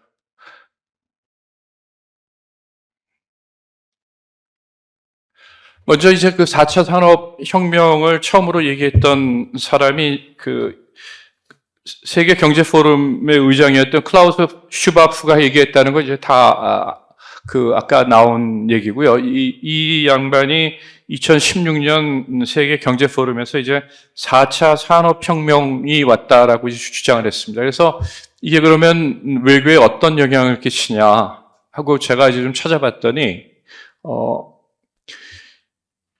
3년 뒤인 2019년 유니타라고 다 많은 분이 아시겠습니다만 유엔 산하에 있는 유엔 트레이닝과 연구 기관에서 디플로마시 4.0이라는 그런 강좌를 엽니다. 그러니까 4차 산업혁명이 외교에 어떤 영향을 끼쳤는가에 대해서 이제 이 특별한 이 강좌를 마련했는데 제가 이거를 찾아서 주제를 지금 제가 이렇게 적어놨습니다. 이걸 적어놓은 이유는 뭐냐면 도대체 외국에서 유엔이나 이런 데에서 디플로마시 4.0이라는 것이 도대체 어떤 걸로 생각을 하는지에 대해서 참고를 하시라고 제가 적어놨는데요. 거기에 보면 첫 번째는 뭐냐면 제가 한국말로 번역을 합니다만 현대의 외교관, 도대체 신세대의 외교관이란 도대체 어떤 것이냐. 그리고 디지털과 사이버 외교, 그리고 사이버 안보, 그리고 AI, 그 다음에 인터넷 가버넌스, 그 다음에 과학 외교, 이렇게 6가지에 대해서 과목을 가지고 이 디플로마시 4.0을 했습니다. 그래서 지금 이게 아마 일반적으로 통용이 되는 지금 제4차 산업혁명이 외교에 어떤 영향을 끼치냐에 대한 이 주제라고 봐도 무방하실 겁니다.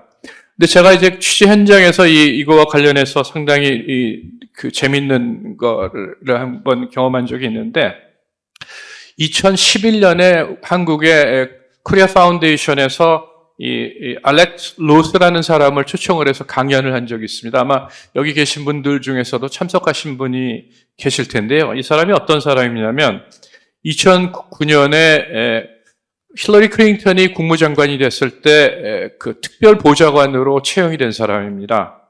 근데 당시에 39살에 테크놀로지 기술 전문 IT 전문가였는데 이 사람을 클린턴이 국무부의 혁신 담당 보좌관으로 임명을 합니다. 그러니까 무슨 얘기냐면 우리나라로 치면은 네이버의 설립자인 이혜진 대표를 외교부의 혁신 담당 보좌관으로 임명하고 갔던 거거든요. 그래서 이 사람이 어떻게 하냐면 이 국무부를 새로운 IT 그 과학 기술이 발전하느냐에 따라서 국무부를 어떤 식으로 그 개혁을 해야 되는지에 대해서 여러 가지 얘기를 했는데 제가 그 자리에서 굉장히 재밌는 얘기를 여러 가지 많이 들었습니다. 뭐 많은 얘기지만 그 중에 이제 한 가지 설명을 하자면 그 당시에 가장 그 화두가 됐던 게 이제 아랍의 봄이었는데 아랍의 봄에 대해서 자기네들이 미 국무부에서 그 연구를 해봤더니 아랍의 봄은 기존의 그 반정부 혁명과 달랐다. 뭐가 달랐냐면 옛날에는 그 반정부 혁명이 성공을 하려면 반군 지도자가 있어야 되는데 반정부 지도자가 있어야 되는데 아랍의 혁명 때에는 특이하게도 반정부 지도자가 없는 상태에서 아랍의 봄이 성공했다라는 이런 얘기를 했습니다. 그러면서 그 사람이 뭐라고 얘기를 하냐면 그것이 왜 그러냐면 SNS가 보급이 되면서 사람들이 예를 들어서 한국에 대해선 반정부 시위를 서울역 앞에서 모이자라고 한 사람이 얘기를 하면 그게 SNS를 통해서 굉장히 빠른 속도로 퍼지면서 그것이 하나의 반정부 운동의 기폭제가 됐다는 그런 설명이었습니다. 그러면서 재밌는 게 뭐냐면 그래서 당시에 시리아가 그 반정부 시리아를 민주화시키기 위해서 미 국무부가 지금 노력을 하고 있는데 자기네들이 봤더니 시리아에서는 여러 가지 커뮤니케이션 자체를 국가가 통제를 하기 때문에 시민들 간의 소통이 이루어지기 위해서는 누구나가 쉽게 쓸 수 있는 프로그램을 개발을 해서 시리아에다 집어넣겠다고 이런 얘기를 했습니다. 근데 제가 그 얘기를 듣고 굉장히 감명 깊고 흥미롭게 들었던 게 뭐냐면 첫째 뭐냐면 IT라든지 이런 것이 전 세계 외교라든지 이러한 정치를 지금 바꾸고 있습니다. 제가 보기엔. 그래서 거기가 IT의 발달이 SNS의 변화가 아랍의 봄이라는 그런 반정부 운동의 성격을 바꾸니까 거기에 대응해서 미국의 외교 정책도 거기에 맞게 제4차 산업혁명의 차원에서 새로운 외교 정책을 지금 쓰고 있는 겁니다. 이제 이러한 지금 실제로 저희 현장에서 지금 외교 전선에서 IT가 불러오고 있는 제4차 산업혁명이 외교 분야에도 많은 것을 지금 변화를 가지고 있습니다. 그 중에 하나가 어떤 게 있냐면 바로 외교관 무용론입니다. 뭐냐면 이게 뭐냐면 아틀란틱이라는 그런 잡지에 나온 그 아티클인데 여기 보시면 아직 계시겠습니다만 제목이 뭐냐면은 트럼프의 국무부의 외교관이 다 반이 비어 있다라고 이런 기사가 났습니다. 근데 그 사람들이 왜 비어 있냐라고 했을 때 트럼프는 어떻게 생각하냐면 지금 커뮤니케이션 테크놀로지가 발달해서 화상 대화가 가능한데 뭐하러 외교관을 보내야 되냐?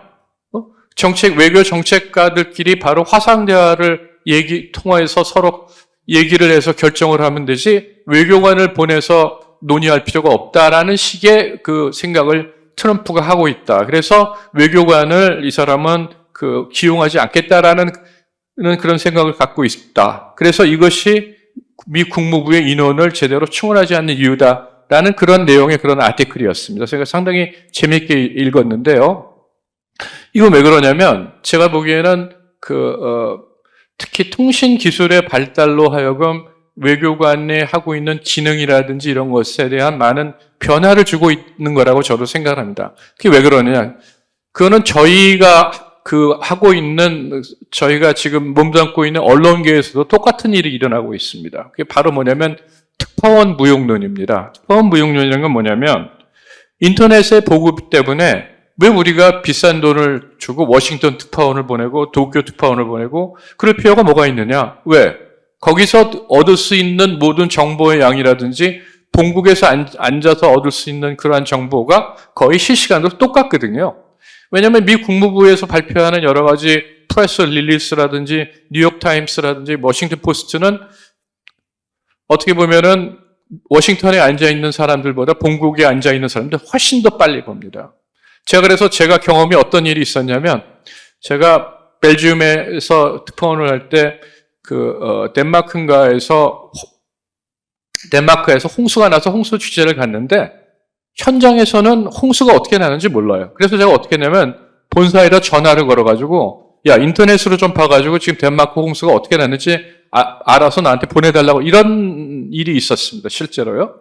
그 얘기는 뭐냐면 지금 과거의 종래처럼 외교관이 그 주재국에서 대충 정보를 얻어다가 본국에다가 리포트하는 걸 가지고는 저는 외교관의 효용을 자기의 기능을 할 수 없다고 생각합니다.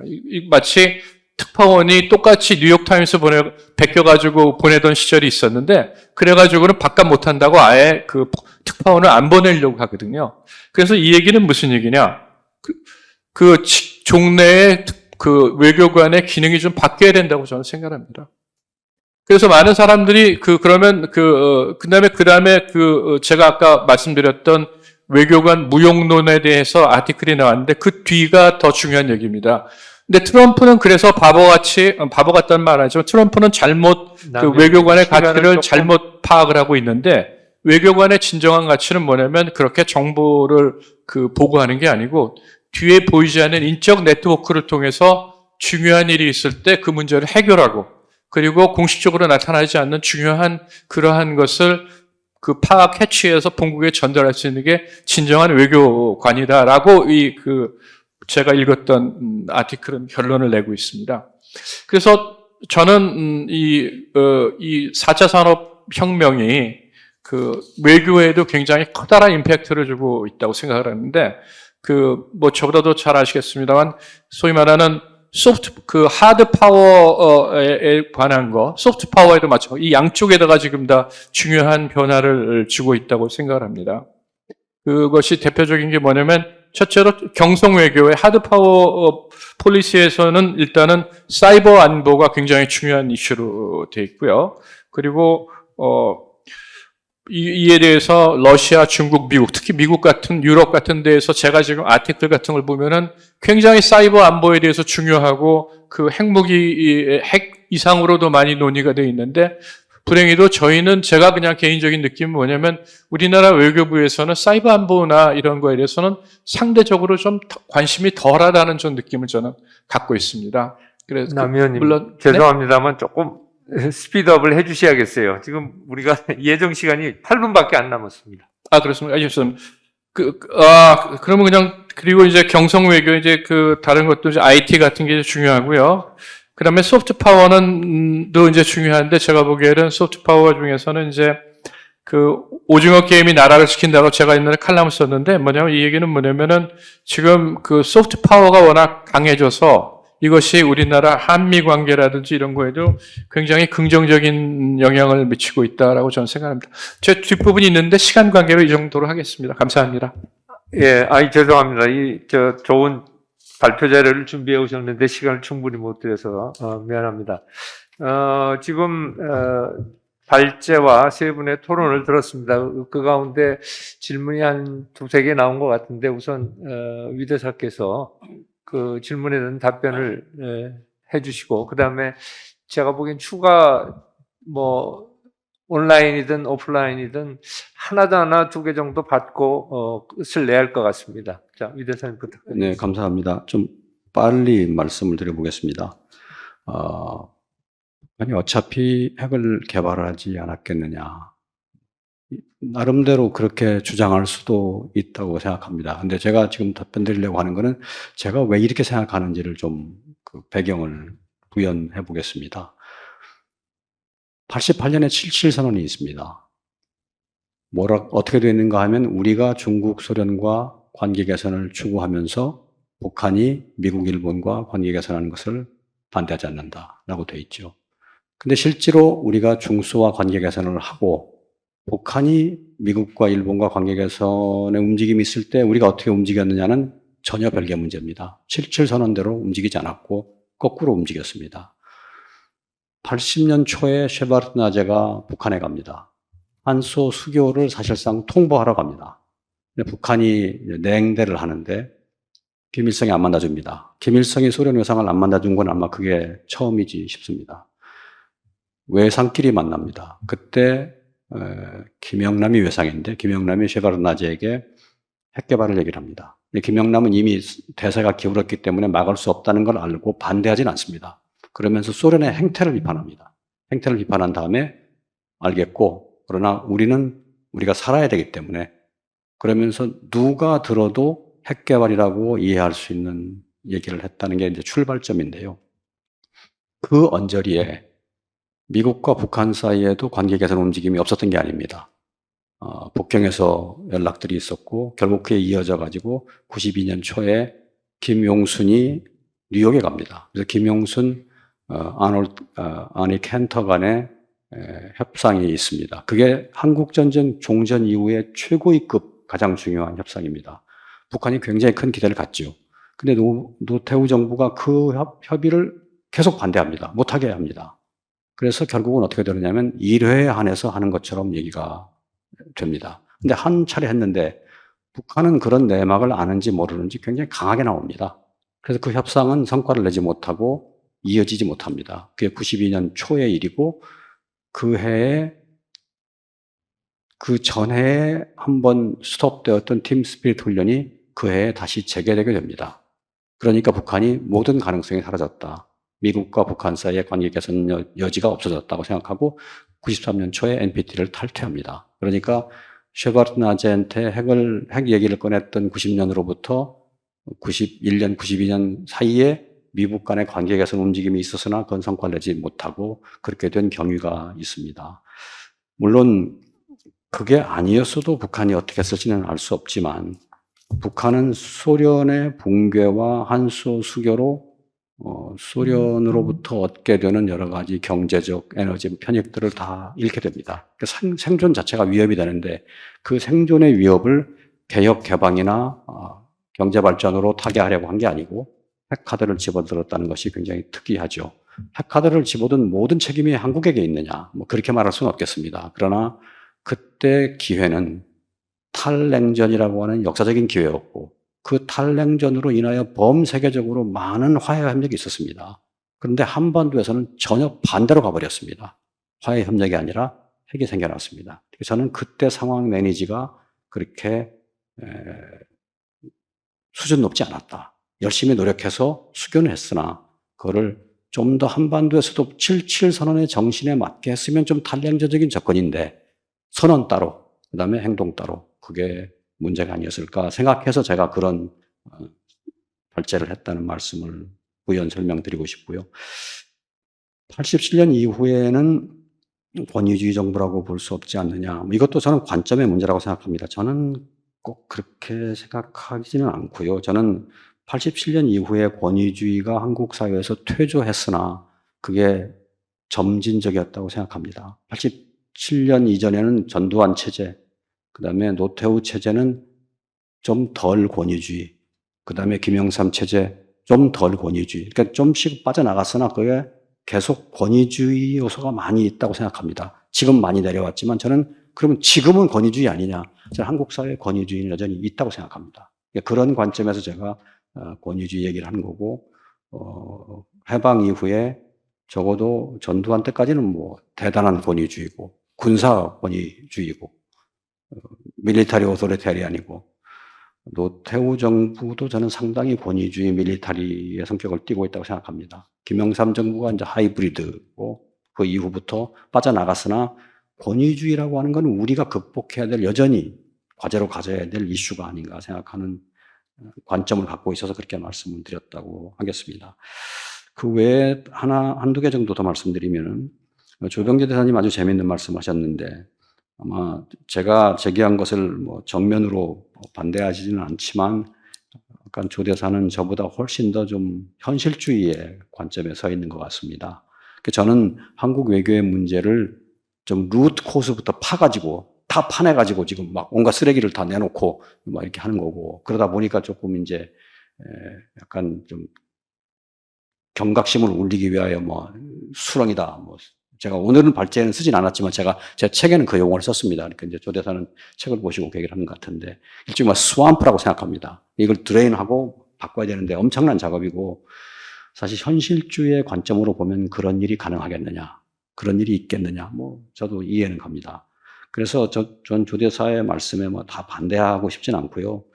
조대사가 마지막에 한 얘기를 어떻게 해석하고 싶냐면, 그렇게 루트 코스를 드러내서 막 본격적으로 뭐 역사를 바꾸는 것 같은 일이 쉽지 않으니 지금 우리가 하는 일 하나하나라도 좀 인크리멘탈하게 개선하는 건 어떠냐, 일리가 있습니다. 저는 제가 더 많은 주문을 하지만 그럼 오늘 내일 작은 개선은 다 잊어버리고 할 필요 없다는 거냐? 아니죠. 우리가 예전에 제 또래 분들은 다 학교 때 배웠겠지만 고등학교 교과서에, 국어 교과서에 용화 박용철인가요? 박용철 용화 시적 변형에 대하여라는 글이 있었어요. 근데 거기 보면 무슨 엄청난 마술사가 이렇게 뭘 꺼내려고 하는 게 아니라 작은 꽃을 계속 꺼내야 된다고 얘기합니다. 작은 꽃을. 그러니까 외교 개혁이라고 하지만 하루아침에 이걸 어떻게 혁명적으로 할 수가 없죠. 작은 개선, 조그만 일들 해야 하고, 그거는 외교부에서 출발해야 된다고 생각합니다. 사실 외교부는 오늘 외교부의 위상과 한국 외교의 현실을 오기까지 주 책임을 져야 될 당사자는 아닙니다. 그 모든 것은 다 외부에서 왔습니다. 정치권에서 오고, 냉전에서 오고, 국제 구도에서 오고 왔는데, 그 결과는 외교부의 투영이 돼서 외교가 위축이 되고 외교부가 위상이 추락이 되고 한 거죠. 그렇지만 그걸 한탄하기 전에 어떻게 출발해야 되느냐. 외교부 안에서 외교 전현직, 외교협회를 포함하여 작은 개선, 인크리멘탈한 개선이라도 해야 된다는 건 저도 동의를 합니다.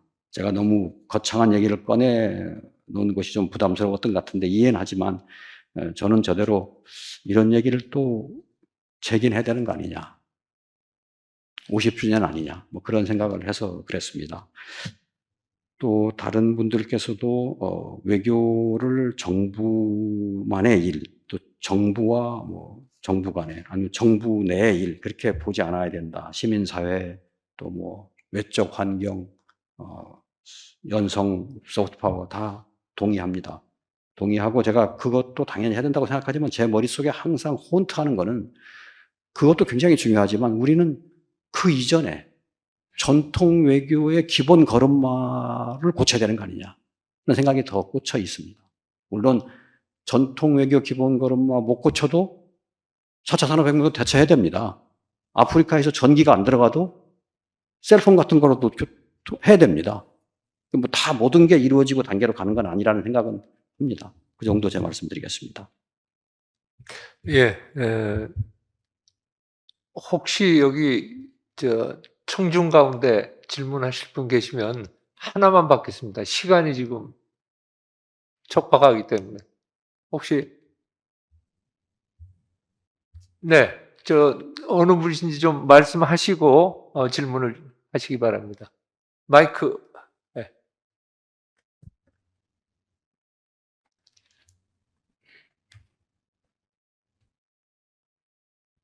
저 박종선 교수입니다. 유성락 교수님께서 아주 자료를 잘 준비해 주셨고 토론자들도 전부 진지하게 답변을 잘 해주셔서 대략 이해는 갑니다만 저는 큰 틀에서 한 가지만 좀 물어보고 사회자가 답변해 주시든 참여자가 답변해 주시면 좋겠습니다. 가장 중요한 것은 국가 정책 목표가 뭐냐 이것을 먼저 셋업을 해야 할 것 같습니다. 이에 따라서 4차 혁명에 맞는 국가 정책 목표가 정해져야 이것에 따라서 모든 국가 외교 전략이랄지 기타 모든 분야가 나올 텐데 이런 큰 틀을 갖다가 원론적인 것. 그러면 국가 정책 목표는 뭐냐? 미국의 민주주의 데모크라시와 중국 등의 사회주의 시스템과 여러 가지 비교할 때 장단점이 있습니다. 저는 중국을 전문적으로 연구하기 때문에 중국에 대해서 설명은 않겠습니다만은 그러면 미국은 어떤 정책 목표를 갖느냐? 첫째, 둘째, 셋째 모든 것이 내셔널 인트리스트입니다. 그러면 우리가 미국과 중국과 G2 양국 간의 경쟁이 치열하게 일어나고 있고 분쟁이 생기고 있는데 그러면 우리가 어떤 길을 택하겠는가? 우리 정부는 전부 깊은 연구를 안고 미국과 동맹관계를 유지하면서 중국과 경제협력관계를 유지한다. 이런 식으로만 나오고 있고 제대로 연구가 안 되고 있습니다. 그래서 나는 그 방법을 지금 연구하고 있고 그 아이디어도 가지고 있습니다. 그래서 중국 정부도 제시를 하고 미국도 제시를 생각인데 그러면 앞으로 그 여기 참석하신 분들 중에 이 큰 틀에서 한국 외교가 나오는 것도 가장 중요한데, 그러면은 국가가 어떻게 할 것인가? 우리는 어떤 정책으로, 어떤 목표로 나갈 건가? 이것에 대해서 먼저 선행 조건으로 답이 나오지 않겠는가 생각이 드는데, 이에 대한 의견이 있으면 부탁드리겠습니다. 우리 주제 발표하신 위 대사님. 예.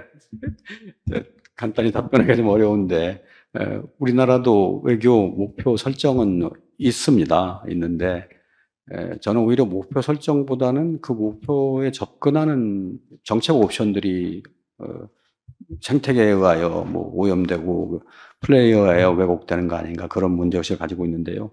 우리나라도 내셔널 인트레스트 설정하고 하고 있죠. 저는 그 문제보다는 오히려 접근 방법이 아닌가 하는 쪽에 생각을 하기 때문에 제가 딱 부러진 답변을 못 드리고 있습니다. 예. 뭐, 충분한 답변이 됐는지는 잘 모르겠습니다만, 그 문제를 토론하기 시작하면 아마 세션이 끝이 안 날 것 같아서, 그 정도로 하겠습니다. 우리 조 대사님, 예. 그 국가의 큰 틀을 말씀하셨는데 좋은 지적입니다. 근데 우선 4차 산업혁명의 담론이 아직 정해지지 않은 상태입니다. 그래서 선진국이고 개도국이고 이 담론에 대해서 앞으로 어떤 방향으로 나갈지 논의 중입니다. 그래서 지금 예를 들면 AI 같은 경우에 OECD에서 5개 원칙이 나왔습니다만 그 속에 참여를 하면서 우리가 국제 규범을 만들어가는 것이 하나의 국가 정책의 큰 틀을 이루는 하나의 과정이라고 봅니다. 다시 말씀드리면 아직 담론의 윤곽이 안 잡힌 상태에서 우리 큰 정책을 이완한다는 것은 좀 이르다고 생각합니다. 이상입니다. 예. 오늘 한 85분, 한 90분 정도 되는 것 같습니다만, 위상락 대사께서 이제 제가 보기에는 그렇습니다. 전통 외교의 문제점들, 그걸 생태계와 플레이어 상에서 어떤 문제점이 있고 어떻게 개선해야겠다는 그런 주제 발표를 해주셨고, 일부 토론은 이제 위 대사님 주제 발표에 대해서 이제 특히 조병재 원장께서 이제 거기에 많이 초점을 맞추셨고, 나머지 두 분께서는 이제 4차 산업혁명에 따른 우리 외교의 변화, 그 분야에 초점을 맞추어서 토론을 해주셨습니다. 제가 보기엔 우리가 전통적인 외교와 함께 4차 산업이 가져오는 외교 행태, 환경의 변화에 대해서 한국 외교가 어떻게 적응해 나갈 것인가라는 큰 과제는 여전히 뭐라고 그럴까요? 지금 이볼빙 하고 있다고 저는 보고 있습니다. 우리 외교부에서도 상당히 IT, 아까 우리 남 위원님께서 사이버 시큐리티에 좀 약한 것 같다 말씀을 하셨는데, 제가 보면 우리 정부 전체가 좀 약합니다. 외교부는 나름대로 많이 노력은 하고 있는 걸로 압니다만, 이게 사이버 시큐리티라는 것 자체가 굉장히 예산과 인력을 필요로 합니다. 우리 위 대사님도 아까 그 외교 인력 재원 강화에 대해서 언급을 하셨지만, 그 분야에 대한 뒷받침이 되면서 그러한 그 새로운 신산업 기술을 우리 외교 방식에 이용하면서 또 한편에 있어서는 과학 외교라든지 기술 외교라든지 외교의 새로운 영역이 지금 강조되고 있는데, 그 분야에 대해서는 아직 미진한 것 같습니다. 그래서 앞으로 이제 외교부를 중심으로 해서 저는 그렇게 생각합니다. 외교부가 외교를 되찾는다, 한국 외교가 전통 외교를 좀 되찾을지 않을까 하는 그런 생각을 하게 됩니다. 그래서 외교협회가 좀 뒤에서 잘 밀어주시고 해서 우리 외교부에서 좀 한국 외교를 전통 외교뿐만 아니라 이런 신외교까지 포함해서 좀 종합적인 외교력을 늘려갔으면 하는 기대를 말씀드리면서 오늘 토론을 마치겠습니다. 마치기 전에 우리 이준규 외교협회 회장님께서 폐사를 해주시겠습니다. 아까 박정준 대사님께서 분기탱천하셔가지고 목표가 뭐냐 이런 말씀하셨는데 그런 의문을 많이 가지죠. 사실 종종 국내 정치적 국내 정치의 어떤 사정이나 목적에 따라서 흔들리기는 하지만 외교라는 것은 국가의 존립과 번영에 기여한다는 그런 확실한 방향성을 가져야 된다는 것은 누구도 부인하지 못할 것입니다. 그래서 그 점은 큰 전제로 놓고 우리가 그 방법론에 대해서 오늘과 같은 토론을 하는 것입니다. 외교협회로서는 좀 아쉽게 생각하는 것은 아까 제가 개사에서도 말씀드렸듯이 우리 외교가 70여 년의 어떤 연륜을 가지고 있고 또 우리 외교협회로서도 창립 50주년을 맞이했는데 그 사이에 우리가 비난도 많이 받고 또 잘못한 것도 많지만 또 나름대로 우리가 쌓아온 경험과 연륜이 있습니다. 이것이 우리 국가의 외교를 위해서 우리 국가의 존립과 번영을 위한 외교를 하는 데 있어서 이것이 좀 제대로 쓰여지도록 하는 것이 우리 외교협회가 해야 될 일이라고 생각합니다. 코로나 사태의 와중에서 여러 가지 제약이 있습니다만은 나름대로 저희 외교협회 임원들이 여러 가지 행사도 계획하고 노력을 해나가려고 합니다. 여러 우리 외교협회 회원님들 또는 외부에서 보시는 분들께서 많이 참여해 주시고 격려를 해 주시면은 고맙겠습니다. 오늘 참여해 주신 여러분들, 사회 봐 주신 분, 발표해 주신 분, 패널로 참석해 주신 분들께 감사를 드리고 또 이 행사를 오래전부터 잘 준비해 오신 이수영 부회장님을 비롯한 우리 협회 스태프들한테도 감사의 말씀을 드립니다. 여러분 고맙습니다.